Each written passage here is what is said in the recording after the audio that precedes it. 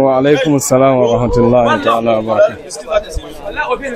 Sunana Ahmad Abubakar Ringim.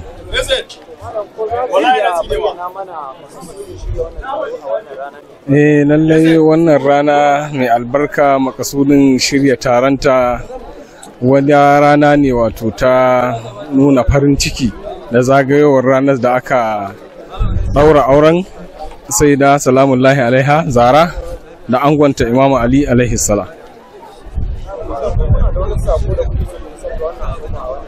Lallai saƙon da muke so mu isar ga al'umma a wannan rana to ba mu ba da saƙo wanda ya yi munasaba da daidai lokacin, wato wani lokaci ne wanda ya zamto Allah ta'ala ya nuna wato zaɓi ga intishari ga al'amarin da yake akan aure.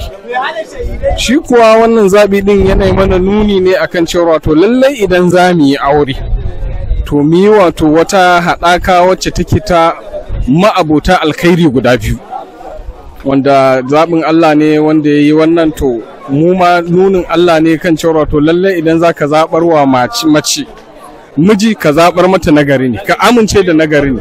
Haka kuma idan za ka amintarwa da miji mata ka amince ta gari ce. To wannan yana daga cikin al'amarin da wannan rana ta yi mini nuni a bisa ga zahiri.